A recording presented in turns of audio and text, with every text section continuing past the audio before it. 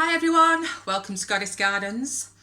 So I don't know if any of you have been watching that fantastic series on Channel 4, the It's a Sin, set in the 80s, which was pretty spot on, but I'm going to be honest, I don't remember much about the AIDS thing at the time, unfortunately.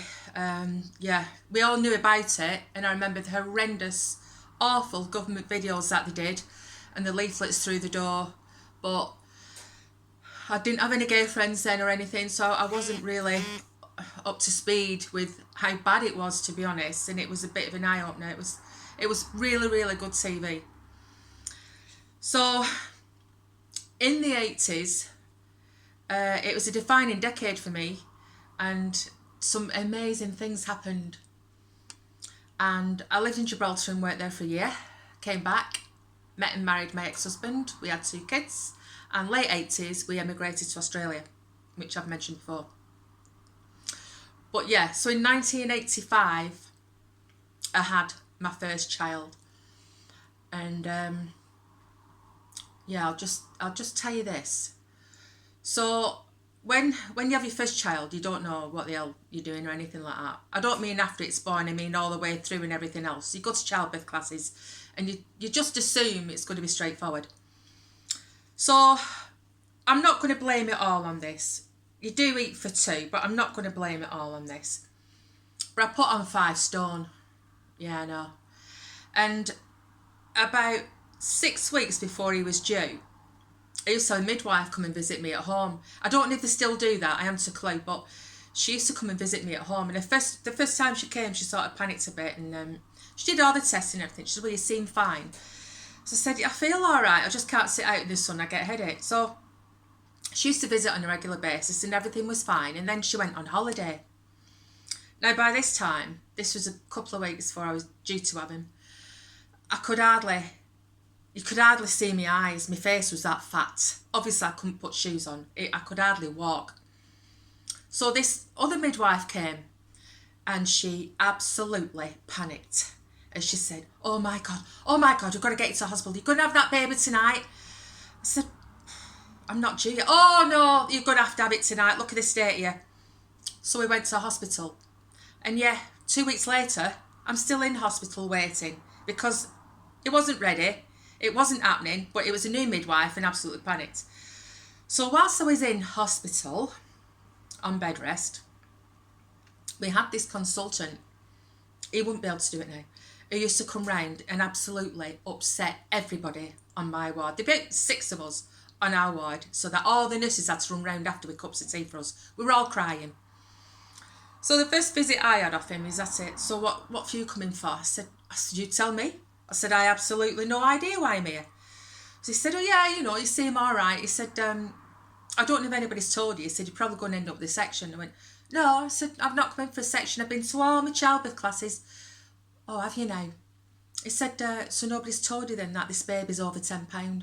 Well, he hadn't. I said, it can't be. Oh, well, it is.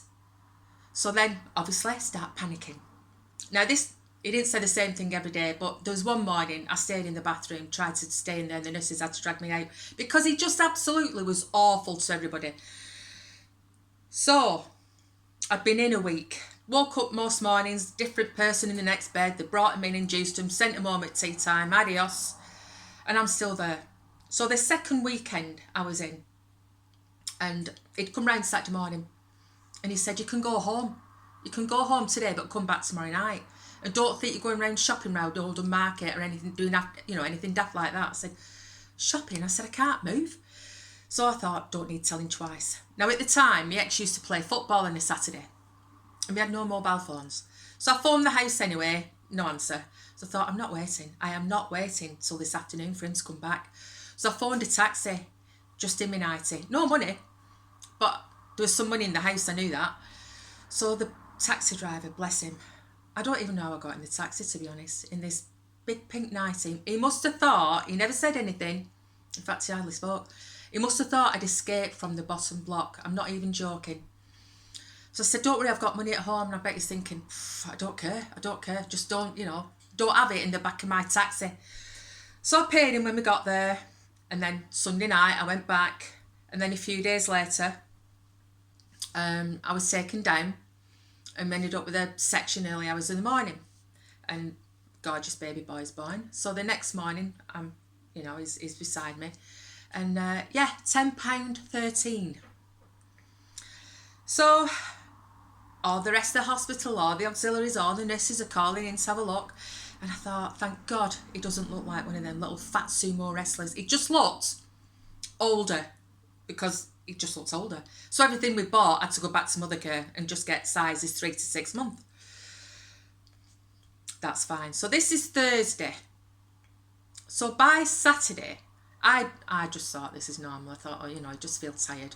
So the nurse come in and said, we're just going to give you a bit of blood. I thought, well, everybody has that after, it's just part of what you have when you have a section. So I'm hooked up to this drip.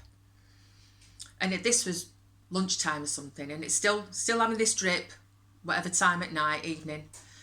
And then my ex came to visit me and his son before he went to work, and at the time he was a bouncer on a nightclub door, call it security now, and they all used to wear suits, so they all used to look quite smart.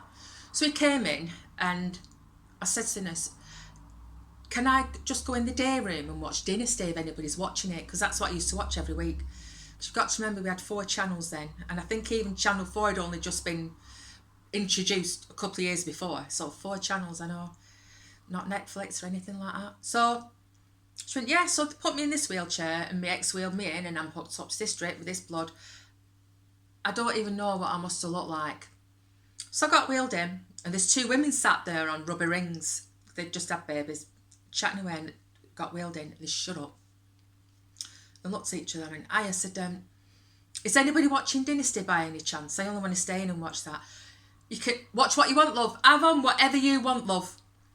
So I said, right, well, sorry, it'll have to be Dynasty. So I watched that, and then just before it started, my ex went, right, I've got to get off to work now. So I said, right, yeah.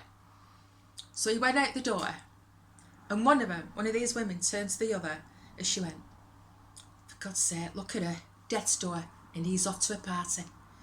I thought, I can't even tell you. I can't even explain. But it's always stuck with me, that. So I watched Dynasty, got wheeled back, and then this went on. I think this went on the next day as well, having this blood. But after that, I felt as though I could have run a marathon. I felt absolutely brilliant. I had rosy cheeks. I never have rosy cheeks. Never ever have rosy cheeks. So yeah, so we went home about a week later. Me and I think by that time we were about £11 something. But yeah, it's just like handling a baby that's 3 months old, although he wasn't, obviously, bless him. But everybody said, oh right, is your husband dead tall? I said, he's tall. I said, but we're not talking Jolly Green Giant. It's just one of them things. I thought, is it one of them things? It was the first baby that size. So then, of course, I think it's like diabetes, gestation diabetes, but I don't think it was, because I didn't have that with the second. It was just one of them. So that was just one of the amazing things that happened in the 80s that I thought I'd like to share with you. So on that note, see you soon.